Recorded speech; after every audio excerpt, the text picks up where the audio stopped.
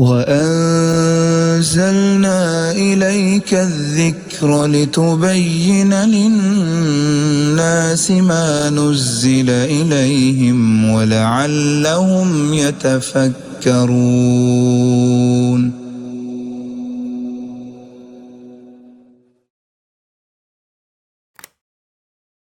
ومن يضلله فلا هادي له واشهد ان لا اله الا الله وحده لا شريك له واشهد ان محمدا عبده ورسوله اما بعد فان خير الحديث كتاب الله وخير الهدي هدي محمد صلى الله عليه وسلم وشر الامور محدثاتها وكل محدثه بدعه وكل بدعة ضلالة وكل ضلالة في النار.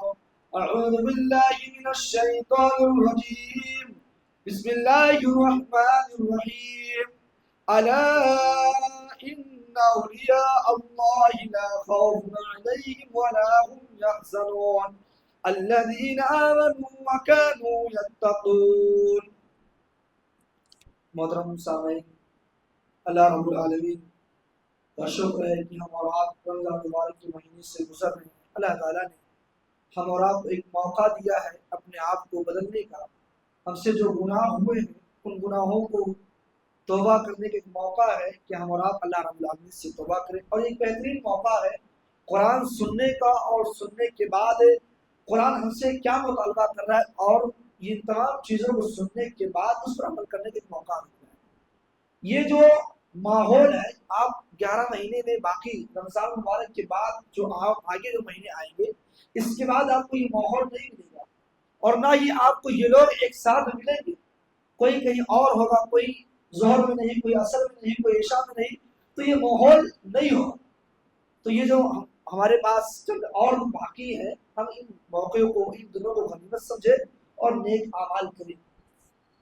اب آج آپ کے سامنے 11ویں پارے کی آدھا پارہ یعنی سورہ یونس اور سورہ ہود مکمل تلاوت کی گئی ہے۔ اب اس میں سورہ یونس کے اندر دیکھیں گے اللہ تعالیٰ نے فرمایا کہ اللہ کے دوست کون ہیں۔ اچھا، اللہ کے جو دوست ہیں، جو اولیاء ہیں، کیا ان کو کسی چیز کا ڈر ہوتا ہے؟ اللہ نے ان دونوں چیز کا جواب دیا کہ اولیاء کون ہیں اور اولیاء ڈرتے کس سے۔ اللہ نے فرمایا کہ الا سن لو، خبردار، ان اولیاء اللہ، بے شک اللہ کے دوست کون ہیں؟ اللہ کے جو بھی دوست ہیں، لا خوف علیہم ولا هم يحزنون، یہ اللہ کے علاوہ کسی اور سے ڈرتے نہیں، ان پر کسی چیز کی کوئی غم نہیں، کوئی ٹینشن نہیں، ولا هم يحزنون، ان پر کوئی غمگینی نہیں۔ لیکن وہ کون لوگ؟ الذین آمنوا وکانوا یتقون، جو لوگ ایمان لائے اور اللہ سے ڈرنے والے، یہی اللہ کے دوست ہیں۔ اولیاء کون ہے؟ ولی کون ہے؟ جو اللہ سے ڈرتے ہیں، جو ایمان لائے ہیں، وہ ولی ہے۔ آپ دیکھیں بہت سارے ایسے لوگ آپ کو دکھائی دیں گے کہ ظاہری طور پر وہ تصویر لے کر گھومیں گے، ایک ایک مہینہ تک وہ نہائے نہیں رہیں گے، اور آپ دیکھیں کہ ہمیشہ وہ اللہ کے رسول کی بات ضرور کریں گے۔ ظاہری طور پر لوگوں سے جب ملیں گے ہمیشہ اللہ اس کے رسول، اللہ اس کے رسول، اور ہمیشہ تصویر کی بات چلتے رہیں گے۔ ایسے لوگ ظاہری طور پر آپ کو دکھیں گے، آپ سوچیں گے کہ ہاں یہ اولیاء اللہ، یہ بہت ہی پرہیزگار ہے۔ اور کچھ ایسے لوگ بھی مسلمانوں میں ہیں جنہوں نے ایسے لوگوں کو بھی ولی مان لیا جو پوری زندگی ناکام ہو، پوری زندگی اس کے شرکاء کھلے ہو، ایسے لوگوں کو بھی آج کی امت اور یہ مسلمان اس کو ولی مان کے بیٹھا ہے۔ ہاں، ولی مان کے بیٹھا ہے کہ ہاں یہ ولی ہے۔ جو 40 دن تک نہائے نا، دو مہینہ تک نہائے نا، آج کے مسلمان اور یہ امت اس کو بھی ولی مان کے بیٹھا ہے۔ نہیں، ایمان والی وہ ہے، اور ولی وہی ہے جو ایمان لاتے ہیں اور اللہ سے ڈرنے والے۔ اور آپ دیکھیں حضرت عبداللہ بن عباس اور حضرت عبداللہ بن مسعود رضی اللہ تعالیٰ عنہ، ان دونوں کا قول یہ ہے کہ ولی وہ ہے جس کے اندر، جس کو دیکھا جائے تو اللہ کو یاد آ جائے۔ ولی کون ہے؟ جس کو آپ دیکھیں اور اس کو دیکھنے کے بعد اللہ کا یاد آ جائے، اللہ یاد آ جائے جس کو دیکھے وہ ولی ہے۔ یہ صحابی کا قول ہے۔ لہذا ولی ہر کوئی نہیں ہو سکتا جس کے اندر ظاہری اور باطنی دونوں طریقے سے وہ اس کے پاس نیکیاں ہوں، وہ اللہ سے ڈرنے والے ہوں اور ایمان والے ہوں۔ اب جو اگر ولی ہے تو فائدہ کیا ہے؟ اللہ نے فرمایا لَهُمُ الْبُشْرَى فِي الْحَيَاةِ الدُّنْيَا وَفِي الْآخِرَةِ، ان کے لیے خوشخبری دنیا کے اندر بھی اور آخرت کے اندر بھی۔ لا تبدیل لکلمات اللہ، اللہ نے جو وعدہ کیا ہے، اللہ نے جو بات کہہ دی ہے، اللہ اپنی بات سے کبھی ٹلتا نہیں ہے، اللہ اپنی بات کبھی توڑتا نہیں ہے۔ اللہ نے جو وعدہ کیا ہے، اللہ نے جو بات کہہ دی ہے وہ پورا ہوتے رہے گا۔ ذالک هو الفوز العظیم، اور یہی بہت بڑی کامیابی ہے۔ اس سے کیا معلوم ہوا کہ ولی کو پہچاننے کے لیے، کیونکہ ولی یہ اللہ کے بہت ہی مقرب بندے ہوتے ہیں، لہذا ایسے لوگوں کو ولی نہ مانا جائے جو بالکل نمازوں سے دور ہو، جو اللہ سے ڈرنے والا نہ ہو، جس کا ایمان بالکل کمزور ہو، ایسے لوگوں کو ولی نہیں مانتے ہیں۔ ولی وہ ہے جو اللہ سے ڈرنے والا ہے، ولی وہ ہے جو ایمان والا ہے، ولی وہ ہے جس کو ہم دیکھیں اور اپنے رب کو یاد کریں، وہ ولی ہوتا ہے۔ اس کے بعد اللہ تبارک و تعالیٰ نے موسیٰ علیہ السلام اور ان کے بھائی کو حکم دیا کہ اپنے گھروں کے اندر نماز پڑھو۔ معاملہ یہ ہوا کہ بنی اسرائیل کے جو لوگ تھے، موسیٰ علیہ السلام کی جو قوم تھی، یہ اس میں فرعون بہت ظالم بادشاہ تھا، یہ عبادت کرنا چاہتی تھی، لیکن فرعون نے کیا کیا؟ بندش لگا دی، رکاوٹ، کوئی مسجد میں عبادت نہیں کر سکتا۔ اور یہ منظر ہمارے اوپر بھی ٹوٹتا ہے۔ آج سے 8 سال پہلے لاک ڈاؤن کے موقع پر ہم نے دیکھا تھا کہ ہمارے اوپر بھی حکومت یہ چارج لگائی تھی اور یہ بل پاس کیا تھا کہ مسجدوں میں نماز نہیں کر سکتے، ہم مسجدوں میں آزاد نہیں دے سکتے ہیں، ہم مسجدوں میں آ کر جو ہے اپنے رب کی عبادت نہیں کر سکتے ہیں۔ یہ وقت ہمارے اوپر آ چکا ہے اور ہم نے دیکھا ہے کہ ہم چاہ کر بھی مسجد میں نہیں آ سکتے تھے، لیکن الحمدللہ ابھی تو ہمیں آزادی ہے، ابھی تو ہم آ سکتے ہیں۔ جب ہمیں آزادی ہے تو ہم مسجدوں سے دور رہتے ہیں، اور جب ہمارے پر مصیبت آتی ہے تو ہم معاملہ مچاتے ہیں کہ دیکھو ہمارے اوپر حکومت ایسا کرے ویسا کرے۔ نہیں میرے بھائی، جب آپ کے اوپر چانس اور موقع ہے تو ہم اپنے رب کو یاد نہیں کرتے ہیں، اور جب یہی حکومت آپ کے ساتھ غلط برتاؤ کرنے لگے، آپ کو آپ کے مسجد سے آنے کے روکنے لگے، آپ کے آثار میں پابندی لگانے لگے، تو پھر رونے لگتے ہیں۔ یہ ہماری بھی کچھ کوتاہی ہے، ہماری بھی کچھ غلطی ہے، ہم اپنے غلطیوں کی اصلاح کریں۔ تو فرعون نے یہ لگایا کہ کوئی نماز نہیں پڑھ سکتا باہر، تو اللہ تعالیٰ نے وہی کی، اے موسیٰ ایسی کنڈیشن کی بھی نماز معاف نہیں ہے۔ اے موسیٰ تم اور تمہارے بھائی کیا کرو، انتبعوا بناؤ، کیا بناؤ؟ لقومکم، اپنے قوم کے لیے، اپنے قوم کے لیے، مصر والوں کے لیے گھر بناؤ، اور وجعلوا بیوتکم، اور اس گھر کو کیا بنا لو؟ قبلہ بنا لو، یعنی مسجد بنا لو، اور اس کے اندر وَأَقِیمُوا الصَّلَاةَ، اور نماز قائم کرو، وَبَشِّرِ الْمُؤْمِنِينَ، اور یہ مومنوں کے لیے بہت بڑی خوشخبری ہے۔ پتہ یہ چلا کہ ایسی سچویشن میں، ایسی حالت میں کہ آپ کے اوپر آپ کی حکومت آپ کو مسجد میں آنے سے منع کر رہی ہے، تو آپ مخالفت نہیں کرتے۔ اگر وہ آپ کے اوپر چارج لگا رہی ہے، آپ کے اوپر پریشانی ڈال رہی ہے، تو آپ حکمت سے کام لیتے ہوئے ایسے وقت میں پہلی بات تو آپ جو ہے جذبات میں آ کر کوئی دوسرا قدم نہیں اٹھائیں گے، اور دوسری بات یہ ہے کہ آپ کو اس حالت میں بھی نماز نہیں چھوڑنی ہے۔ آپ کے پاس گھر ہے، آپ اپنے گھروں میں نماز پڑھیں۔ یہ حضرت موسیٰ علیہ السلام کی زندگی سے معلوم ہے۔ اس کے بعد اللہ تبارک و تعالیٰ نے موسیٰ کے ڈوبنے کے واقعے کو ذکر کیا۔ آخری وقت میں معاملہ یہ ہوا کہ اس آیت میں وجاوزنا ببنی اسرائیل البحر، اس آیت کے اندر اللہ تبارک و تعالیٰ نے دریائے نیل، بنی اسرائیل اور فرعون تینوں کے واقعے کو ذکر کیا۔ معاملہ یہ ہوا کہ بنی اسرائیل کے لوگ 6 لاکھ اور بچوں کو چھوڑ کے اتنے لوگ نکل چکے، کہاں سے؟ فرعون کے علاقے سے۔ اب چلو اپنے وطن چلتے، اب یہاں نہیں رہنا۔ اب یہ جب نکلتے ہیں تو فرعون کو جب معلوم پڑتا ہے کہ بنی اسرائیل تو اپنے سارے خاندان کے ساتھ جا رہے ہیں، اب اس نے پوری طاقت کے ساتھ جتنے چھوٹے بڑے جتنے لوگ تھے سب نے اعلان کیا چلو اور ان لوگوں کا راستہ روکو۔ بنی اسرائیل کہاں تک پہنچی ہے؟ جتنا جلدی ہو سکے ہم ان کا مقابلہ کریں اور جلدی سے ان کو روکے اور ان کو پھر اپنا غلام بنائیں۔ اب یہ لوگ بھی نکل چکے، کیونکہ اس سے پہلے بنی اسرائیل نکل چکے تھے، اور سورج ڈھلتے ہی لوگوں نے دیکھا کہ ایک سمندر کے پاس بالکل بنی اسرائیل کھڑے ہوئے ہیں، بالکل سمندر کے پاس۔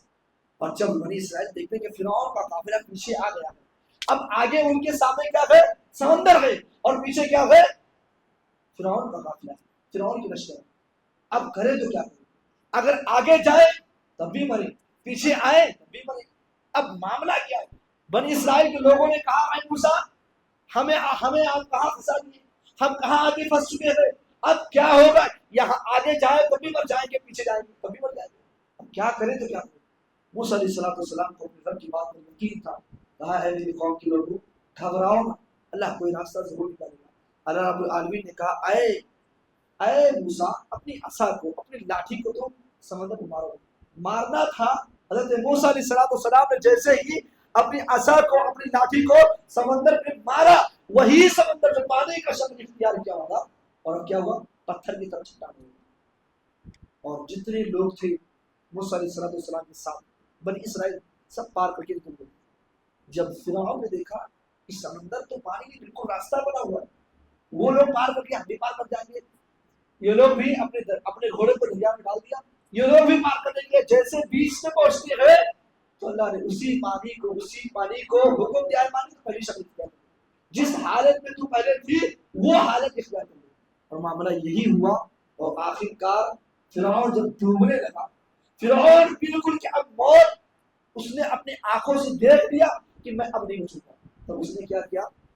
ایمان لیا، کہا کہ آمنت انہ لا الہ الا الذی آمنت بہ بنو اسرائیل، کہ اللہ کے سوا کوئی معبود نہیں ہے، اور میں بنی اسرائیل جس کو مانتی ہے اپنا رب اس پر میں ایمان لاتا ہوں۔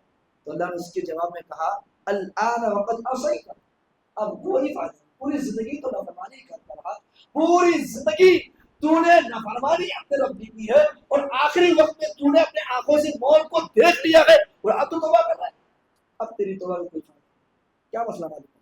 مسئلہ یہ معلوم ہوا کہ آپ دیکھیں کہ ایک آدمی پوری زندگی گناہ کیا، پوری زندگی، اور اس نے اس دن توبہ کیا، اور اس وقت توبہ کیا کہ بالکل اس نے اپنے آنکھوں میں اور اپنے ہوش و حواس سے موت کو دیکھا ہے کہ موت آ رہی ہے، اور بالکل میرے جسم کے اندر موت پڑی ہوئی ہے، ابھی 2 منٹ 4 سیکنڈ کے اندر نکل جائے گی، کیونکہ مرنے والوں کو احساس ہو جاتا ہے، مرنے والوں کو احساس ہو جاتا ہے، اس وقت اگر کوئی توبہ کرتا ہے تو ایسی توبہ کا کوئی فائدہ نہیں ہے۔ اگر آپ نے اپنی زندگی میں مرنے سے پہلے، اور موت کا فرشتہ آپ کے جسم میں آ جائے اس وقت سے پہلے آپ نے اگر توبہ کر لی، اللہ تبارک و تعالیٰ معافی کا اعلان کر رہا ہے۔ کتنے ایسے بے شمار واقعات حدیث میں موجود ہیں کہ کتنے گنہگار اس دنیا کے اندر آئے اور انہوں نے موت سے پہلے توبہ کی ہے، اللہ نے ان کو بخشا ہے۔ لہٰذا میرے بھائیو، ہم گنہگار ہیں، ہمیں معلوم ہے ہم دن رات گناہ کرتے ہیں، ہم سے ہر گناہ ہوئے ہیں، لیکن ابھی وقت ہے ہم اپنے گناہوں کو اپنی زندگی میں، اور موت کا فرشتہ ہمارے جسم میں آ جائے اس سے پہلے ہمیں توبہ کرنا چاہیے۔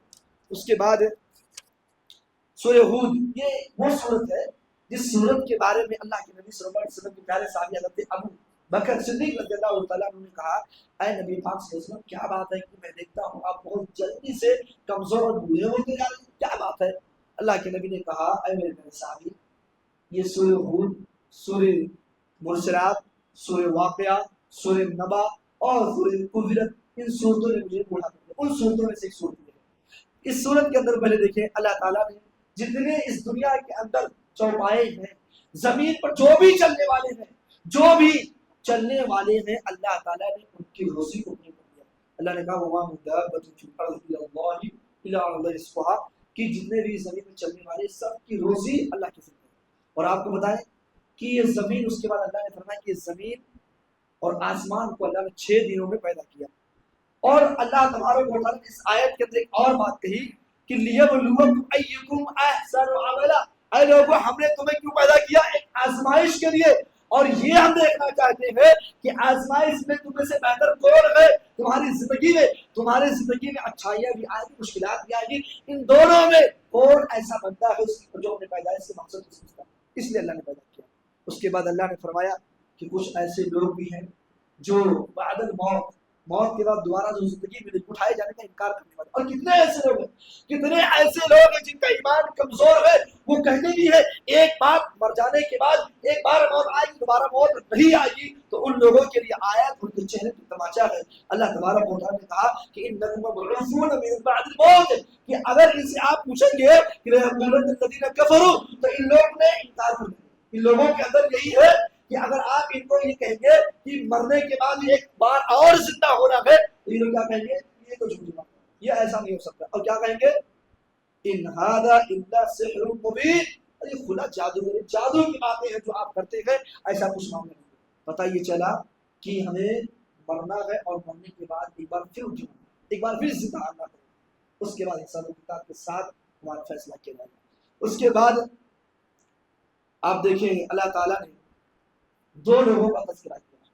ایک تو وہ لوگ ہیں جن کے بارے میں اللہ نے کہا کہ ہمارے کچھ ایسے بندے ہیں جب ہم کو وَلَئِنْ أَذَقْنَا الْإِنسَانَ مِنَّا رَحْمَةً کہ ہم کچھ ایسے انسان ہیں جب اپنی رحمت کو ان کو دیتے ہیں، اپنی رحمت کا کچھ حصہ ان کو عطا کرتے ہیں، پھر اس کے بعد رحمت ہم نے دی، کوئی بھلائی دی، کوئی نعمت دی، کوئی چیز ہم نے دی اپنے بندوں کو، لیکن پھر کچھ دنوں کے بعد پھر ہم نے کیا کیا؟ نزعناها منه، ہم نے چھین لیا اس نعمت کو، لے کے چھین لیا، تو یہ کیا کرتے؟ انه ليئوس کفور، نا امید ہو جاتے، انکار کرنے والے، کفر کرنے والے ہو جاتے، نا امید ہوتی ہے اور اللہ کے ساتھ کفر کرنے لگتے ہیں۔ کتنے ایسے لوگ ہیں جب ان کو بڑی بڑی نعمتیں ملنے لگتی ہے، اللہ ان کو نعمتوں سے نوازا ہے تو وہ بہت خوشحال ہوتے ہیں، چلو بہت خوش ہے، اللہ مجھے نواز رہا ہے، لیکن وہی اللہ ان سے نعمتوں کو چھوڑ لے، وقتی طور پر وہ کچھ آزمائش میں مبتلا کر دے، تو وہی آدمی اپنے اس وقت کو بھول جاتا ہے۔ اور اس کے بعد اللہ نے ان لوگوں کا ذکر کیا کہ وَلَئِنْ أَذَقْنَاهُ نَعْمَةً، اور کچھ لوگوں کو ہم جب نعمتیں دیتے ہیں بعد اس کے کہ ہم اس کو پریشانی بھی مبتلا کریں، تو وہ ان سے برائی ختم ہو جاتی ہے۔ اور ایسے لوگ بھی ہیں کہ اس معاملے میں بہت تکبر کرتے ہیں، بہت فخر کرنے والے ہیں۔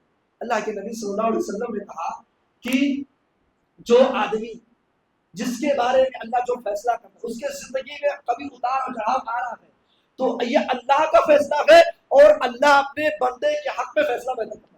لہذا جو بھی ہمارے ساتھ ہماری زندگی میں معاملات ہو رہے ہوں، وہ ہمارے معاملات دراصل اللہ کے فیصلے ہیں، اور ان فیصلوں میں ہمیں راضی ہونا چاہیے، خوش ہونا چاہیے۔ اس کے بعد ایک اور چیز آپ کے سامنے کہ جو لوگ دنیا چاہتے ہیں، ایک اور چیز جو لوگ دنیا کے بہت خواہش مند ہیں، دنیا ہی دنیا کے چاہتے ہیں، اور وہ ہمیشہ اللہ سے دنیا کی تلاش میں ہیں، اللہ دنیا دے دے۔ اللہ نے کہا من کان یرید الحیات الدنیا وزینتها نوفی الیہم اعمالہم، اللہ نے کہا کہ جو لوگ دنیا مانگتے ہیں، جن لوگوں کو دنیا کی خواہش ہے، جو لوگ دنیا چاہتے ہیں، ہم ان کو دنیا برابر پوری جو ان کی خواہش ہوتی ہے ان کو دنیا مانگنے دیتے ہیں، لیکن ان کے دنیا میں جب وہ مانگتے ہیں، اللہ سے سوال کرتے ہیں اللہ مجھے فلاں چیز چاہیے، دنیا میں فلاں چیز چاہیے، وہ اللہ کے سامنے پوری ہسٹوری رکھ دیتے ہیں اور پوری جو ہے تفصیل کے ساتھ کہ اللہ فلاں فلاں فلاں چیز چاہیے۔ اللہ کہہ رہا ہے کہ ہم اپنے ان بندوں کو دیتے ہیں اور وہ فیہا لا یبخسون، اور دینے میں کوئی کمی نہیں کرتے ہیں، کس کو؟